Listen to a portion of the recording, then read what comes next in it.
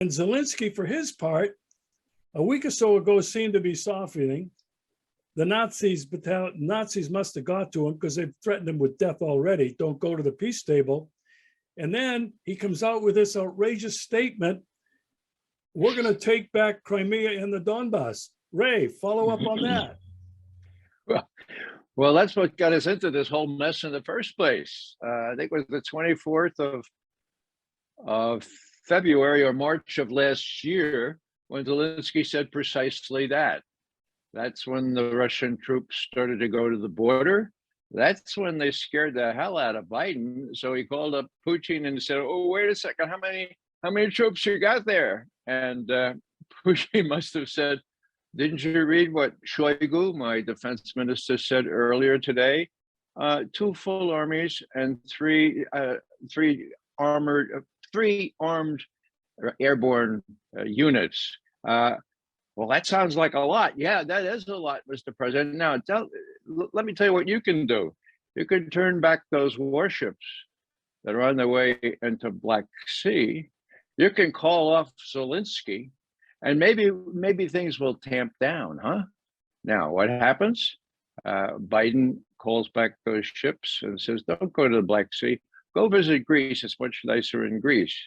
What else does he do? He leans on Zelensky real hard. Zelensky shuts up about taking back Crimea and the Donbass. And what happens the next week? Shoigu announces, okay, we've achieved our aim. Our troops, numbering how many tens of thousands, are going back to base, and they'll be back by May 1st last year. Okay, that all happened. And then something else happened. And that is that Biden said, "Hey, how about having a summit? Let's have a summit." So this is all on the 13th of April last year. And Putin says, "Sure, we have a summit." So they do have a summit exactly, what's today? Today's the 16th, exactly 1 year ago. We got to mark this because it was a catastrophe. And I'll just mention one way it was a catastrophe. Biden himself, after the summit, was trying to get on a plane, and they said, "Come on, Joe, get on." No, Joe, I want to talk a little bit more to the press, okay? And he says, "You know what? It wouldn't be copacetic to tell you guys what I told Putin, but Putin's under great stress. He has this major power.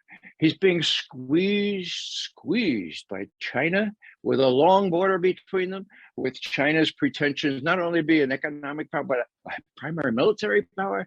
Man, he's really being squeezed by China." Now, I would have loved to have been a fly on the wall when Putin turned to his advisors and said, "Huh? What?